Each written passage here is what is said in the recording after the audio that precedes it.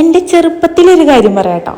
ഞാൻ ചെറുതായിരിക്കുമ്പോൾ എൻ്റെ വല്യമ്മ, ഞങ്ങൾ മറ്റുമ്മ എന്ന് വിളിക്കും, വാപ്പാടെ ഉമ്മ, മുപ്പത്തിയാർ എന്ത് ചെയ്തു, നല്ല ചോറ് എടുത്തിട്ട് അതിലേക്ക് നല്ല പച്ച വെളിച്ചെണ്ണ ഒഴിച്ച് ഒരു മീനിൻ്റെ ചാള പൊരിച്ചതുണ്ടല്ലോ, അതിൻ്റെ ഒരു പീസും കൂടെ വെച്ച് നല്ല കുഴച്ചങ്ങോട്ട് വായിൽ വെച്ച് തന്നു.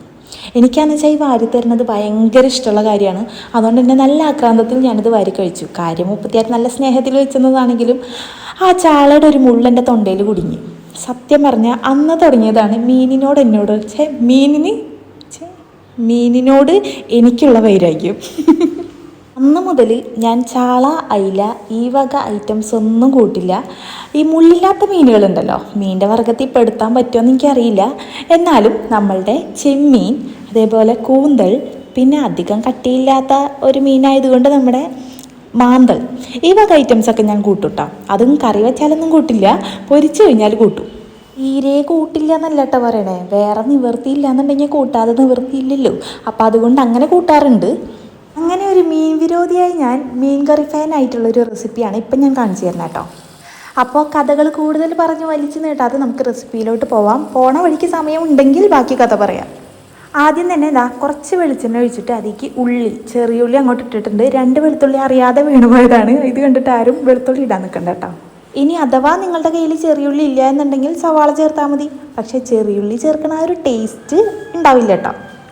അപ്പോൾ നമ്മളുടെ ചെറിയുള്ളി ചെറുതായിട്ടൊന്ന് വാടി വന്നിട്ടുണ്ട്. വല്ലാതെ അങ്ങോട്ട് വാടേണ്ട ആവശ്യമൊന്നുമില്ല.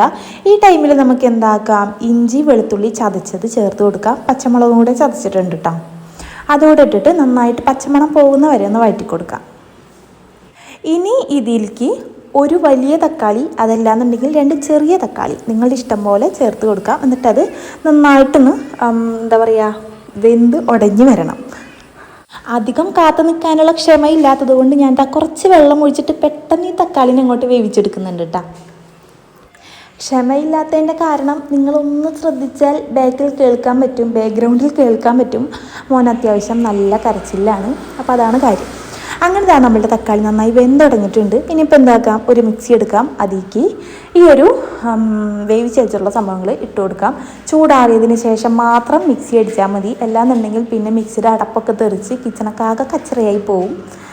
നിങ്ങൾക്കറിയാമെന്നറിയാം, എന്നാലൊരു രസത്തിന് വേണ്ടി പറഞ്ഞു തന്നേ ഉള്ളൂ കേട്ടോ. ഇതിൻ്റെ ഇടയിൽ കൂടെ നമ്മൾ ആ ബാക്കി വെച്ച സ്റ്റോറി ഉണ്ടല്ലോ, അതുകൂടെ പറഞ്ഞുതരാം കേട്ടോ. അങ്ങനെ ഞാൻ മീനൊന്നും വാങ്ങാതെ, മീനൊന്നും നന്നാക്കാതെയൊക്കെ സുഖിച്ച് കഴിയുന്ന കാലത്താണ് എൻ്റെ 2ാമത്തെ പുത്രന് മീമിയോടുള്ളൊരു പ്രത്യേക പ്രണയം മുട്ടിട്ട് വന്നത്. ആൾക്ക് രാവിലെ കണ്ണു തുറന്ന് എണീക്കുമ്പോഴേ മീമി മമ്മം എന്ന് പറഞ്ഞിട്ടാണ് എണീക്കുക. അത്രയ്ക്ക് ഇഷ്ടമാണ് മീൻ. അപ്പോൾ പിന്നെന്താ ചെയ്യുക, മീൻ വാങ്ങാതെ യാതൊരുവിധ നിവൃത്തിയില്ല. അങ്ങനെ ഞാൻ മീൻ വാങ്ങി തുടങ്ങി. പക്ഷേ മീൻ കറി എനിക്ക് എന്തോ അത്രയ്ക്ക് ഇഷ്ടമില്ല. അങ്ങനെ വിഷമിച്ചിരിക്കുമ്പോഴാണ് ഈ ഒരു റെസിപ്പി ഞാൻ യൂട്യൂബിൽ വളരെയധികം തപ്പി കണ്ടുപിടിച്ചത്. ഇതിൻ്റെ ഇടയിൽ ഞാൻ ആ മിക്സിയിൽ അരപ്പങ്ങോട്ട് അരച്ചെടുത്തിട്ടുണ്ട്. ഇനിയിപ്പോൾ നമുക്ക് എന്താക്കാം, ആ ചട്ടി തന്നെ ഒന്നും കൂടെ കഴുകി സൂപ്പറാക്കിയിട്ട് എടുക്കാം. വേറെ ചട്ടി എൻ്റെ കയ്യിൽ ഇല്ലാത്തതുകൊണ്ട് ഞാൻ ഈ ചട്ടി വെച്ച് അഡ്ജസ്റ്റ് ചെയ്യുന്നു. എന്നിട്ട് അതിലേക്ക് നമ്മളുടെ വെളിച്ചെണ്ണ തന്നെ ഒഴിച്ചു കൊടുക്കണം, ഓയിലൊന്നും ഒഴിച്ചു കൊടുക്കരുത് കേട്ടോ. ഇതൊരു കേരള സ്റ്റൈൽ റെസിപ്പിയാണല്ലോ, അപ്പോൾ അതിന് നമ്മുടെ കോക്കനട്ട് ഓയിൽ തന്നെയാണ് ടേസ്റ്റ് കൊടുക്കുക. അങ്ങനെ നമ്മളുടെ ചട്ടിയും എണ്ണയും ഒക്കെ നന്നായി ചൂടായി കഴിഞ്ഞപ്പോൾ അതിലേക്ക് കുറച്ച് ഉലുവ ഇട്ട് കൊടുത്തിട്ടുണ്ട്. പിന്നെ ഒരു നുള്ളി ജീരകം ഇട്ട് കൊടുത്തിട്ടുണ്ട്. ഈ ജീരകത്തിൻ്റെ പേരെന്താണെന്ന് വെച്ചാൽ നമ്മൾ വെള്ളം തിളപ്പിക്കാത്ത ജീരകം ഉണ്ടല്ലോ, ആ ജീരകം. സത്യം പറഞ്ഞാൽ നല്ലോണം കുക്ക് ചെയ്യുന്നുണ്ടെങ്കിലും ജീരകത്തിൻ്റെ പേര് എനിക്ക് രണ്ടും അങ്ങോട്ടും ഇങ്ങോട്ടും തെറ്റിപ്പോകും കേട്ടോ. അങ്ങനെ തെറ്റുന്നവർ ആരൊക്കെ ഉണ്ട് ഒന്ന് കമൻറ്റ് ചെയ്യണേ. ഇനിയിപ്പോൾ അതിലേക്ക് നമ്മളുടെ ഇഞ്ചി വെളുത്തുള്ളി പച്ചമുളക് ചതച്ചത്, നേരത്തെ ചതച്ച് വെച്ചേന്ന് ഒരു ഇത്തിരി ഞാനെടുത്ത് മാറ്റി വെച്ചിട്ടുണ്ടായിരുന്നു, അതിട്ട് കൊടുക്കുന്നുണ്ട്. എന്നിട്ട് പച്ചമണം മാറുന്ന വരെ നല്ലോണം കടുകുവറ അങ്ങനെ ആക്കി കൊടുക്കുക. അതിനുശേഷം എന്താക്കുക, നമ്മളുടെ ഉള്ളി, നേരത്തെ അരിഞ്ഞ് വെച്ച ചെറിയ ഉള്ളിന്ന് ഞാനൊരു ഇത്തിരി മാറ്റി വെച്ചിട്ടുണ്ടായിരുന്നു, അതുകൂടെ ചേർത്ത് കൊടുക്കുക.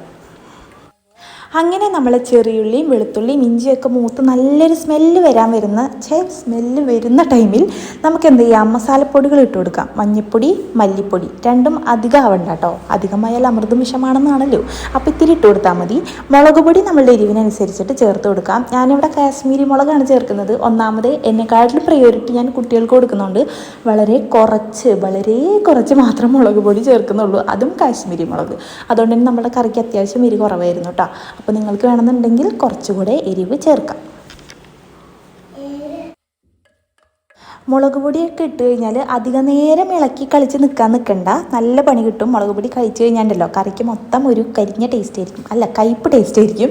അപ്പം പിന്നെ നമുക്ക് എന്താക്കാം, നമ്മൾ നേരത്തെ അരച്ച് വെച്ചിട്ടുണ്ടായിരുന്ന അരപ്പുണ്ടല്ലോ അതങ്ങോട്ട് ചേർത്തിട്ട് നന്നായിട്ട് അങ്ങോട്ട് മിക്സാക്കി കൊടുക്കാം. പിന്നെ നമ്മൾ വീട്ടമ്മമാരുടെ സ്ഥിരം പരിപാടി ആ മിക്സിയിൽ കുറച്ച് വെള്ളം ഒഴിച്ച് അങ്ങോട്ട് കഴുകിയിട്ട് ആ വെള്ളം കൂടെ അങ്ങോട്ട് ഒഴിച്ചു കൊടുത്തു. സത്യം പറഞ്ഞു കഴിഞ്ഞാൽ യൂട്യൂബിൽ മുങ്ങിത്തപ്പി ഈ ഒരു റെസിപ്പി കണ്ടുപിടിച്ചു എന്നുണ്ടെങ്കിലും ഭയങ്കരമായ പ്രതീക്ഷയോട് കൂടിയിട്ടൊന്നല്ല ഞാനിത്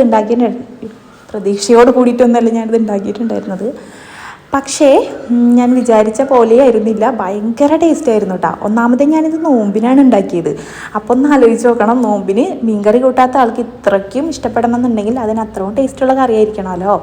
അങ്ങനെ അപ്പോൾ ഞാൻ ആവശ്യത്തിന് ഉപ്പിട്ട് കൊടുത്തു, പിന്നെ ഇതാ പുളി ഇട്ട് കൊടുത്തു. 2 പുളി കുറച്ചധികം നേരം വെള്ളത്തിലിട്ട് വെച്ചിട്ട് ആ വെള്ളത്തോട് കൂടിയിട്ട് ഒഴിച്ചു കൊടുക്കുകയായിരുന്നു ചെയ്തിട്ടുണ്ടായിരുന്നത്. പിന്നെ ഇതാ കുറച്ചുകൂടെ വെള്ളം ഒഴിച്ചു കൊടുത്തിട്ടുണ്ട്. അങ്ങനെ നമ്മളുടെ കറിക്ക് എത്ര കറി വേണം അതിനാവശ്യമായിട്ടുള്ള വെള്ളം അങ്ങോട്ട് ഒഴിച്ചു കൊടുത്തിട്ടുണ്ട്. എന്നിട്ട് നല്ലോണം അങ്ങോട്ട് മിക്സ്. ഇനിയിപ്പോൾ നമുക്ക് ഈ കറി തിളയ്ക്കാൻ വേണ്ടിയിട്ട് വെയിറ്റ് ചെയ്യണം. പിന്നെ നമ്മൾ ഇത്ര നേരമായിട്ടും വേപ്പില ഇട്ട് കൊടുത്തിട്ടുണ്ടായിരുന്നില്ല, അപ്പോൾ ഞാൻ എന്താ വേപ്പില ഇട്ട് കൊടുക്കുന്നുണ്ട്. ഇനിയിപ്പോൾ ഇത് നന്നായിട്ടൊന്ന് തിളയ്ക്കട്ടെ കേട്ടോ. എന്നിട്ട് നമുക്ക് മീനിട്ട് കൊടുക്കാം. പിന്നെ ഞാനിവിടെ കറി വെക്കാൻ എടുത്തിട്ടുണ്ടായിരുന്ന മീൻ ഏതാണെന്ന് ഇതുവരെ പറഞ്ഞിട്ടുണ്ടായിരുന്നില്ല. ഇതാണ് ഐക്കൂറയുടെ കുട്ടി. അതിൻ്റെ പേര് വേറെന്തോ ഒരു പേരുണ്ട് കേട്ടോ, അതെനിക്ക് കറക്റ്റ് അറിയില്ല. നമുക്ക് തൽക്കാലം ഐക്കൂറക്കുട്ടി എന്ന് വിളിക്കാം. അപ്പോൾ ഐക്കൂറക്കുട്ടീനെ നല്ല വൃത്തിയാക്കിയിട്ട് എടുത്ത് കഴുകി വൃത്തിയാക്കിയിട്ട് ഇട്ട് കൊടുക്കുകയാണ്. ഈ ഒരു ഐക്കൂറക്കുട്ടിയുടെ പ്രത്യേകത എന്താണെന്ന് വെച്ചാൽ വളരെ സിമ്പിളാണ് ക്ലീൻ ആക്കാനായിട്ട്. മറ്റു മീനുകളെ പോലെ അത്ര ബുദ്ധിമുട്ടായിട്ട് എനിക്ക് തോന്നിയില്ല. അപ്പോൾ എന്നെപ്പോലെ മീൻ നന്നാക്കാനും മീൻ വാങ്ങാനൊക്കെ മടിയുള്ളവർ ഈ ഒരു മീൻ ട്രൈ ചെയ്ത് നോക്കിക്കോട്ടോ. ഐക്കൂറക്കുട്ടി പേര് വേറെ എന്തോ ആണ്, അറിയാവുന്നവരൊന്ന് കമൻറ്റ് ബോക്സിൽ പറഞ്ഞാൽ മതി കേട്ടോ. പിന്നെ ഉണ്ടല്ലോ, മീൻ ഇട്ട് കഴിഞ്ഞിട്ടുണ്ടെങ്കിൽ പിന്നെ ഈ സ്പൂൺ വെച്ചിട്ടുള്ള ഇളക്കൽ പരിപാടി ഉണ്ടല്ലോ, അത് ചെയ്യാതിരിക്കണതാണ് നല്ലത്. നമ്മളെ മീനൊക്കെ പൊടിഞ്ഞു പോകാനുള്ള ചാൻസ് ഉണ്ടല്ലോ. അപ്പോൾ ദാ ഇതേപോലെ ഇങ്ങനെ ചെയ്താൽ മതി കേട്ടോ. അപ്പോൾ ഇത്രയേ ഉള്ളൂ, നമ്മളുടെ അടിപൊളി മീൻ കറി റെഡി ആയിട്ടുണ്ട്. നല്ല ടേസ്റ്റാണ് കേട്ടോ. ഇത് ശരിക്കും 2 മണിക്കൂർ ഇരിക്കണം. നമ്മുടെ മീൻ കറി റെഡി ആയി കഴിഞ്ഞ് 2 മണിക്കൂറും കൂടി ഇരുന്നിട്ട് കഴിച്ചാലുണ്ടല്ലോ എൻ്റെ സാറേ അടിപൊളി ടേസ്റ്റാണ്. ചുമ്മാ പറയല്ലോ കേട്ടോ, നിങ്ങൾ എന്തായാലും ഇത് ട്രൈ ചെയ്ത് നോക്കിയേ പറ്റുള്ളൂ. എന്നിട്ട് കമൻറ്റ് ചെയ്യണം കേട്ടോ എങ്ങനെ ഉണ്ടെന്നുള്ളത്. പിന്നെ അതേപോലെ ഇത് പിറ്റേ ദിവസം തിളപ്പിച്ചിട്ട് പിറ്റേ ദിവസം വറ്റിച്ചിട്ട് അങ്ങോട്ട് കഴിക്കണം. ഒരു രക്ഷയില്ല, അമ്മാതിരി ടേസ്റ്റാണ്. അതും ഒന്ന് ട്രൈ ചെയ്ത് നോക്കിക്കോട്ടോ. അപ്പോൾ ഇൻഷാ അല്ലാഹ് നമുക്ക് നെക്സ്റ്റ് വീഡിയോയിൽ பார்க்கலாம். பாய்.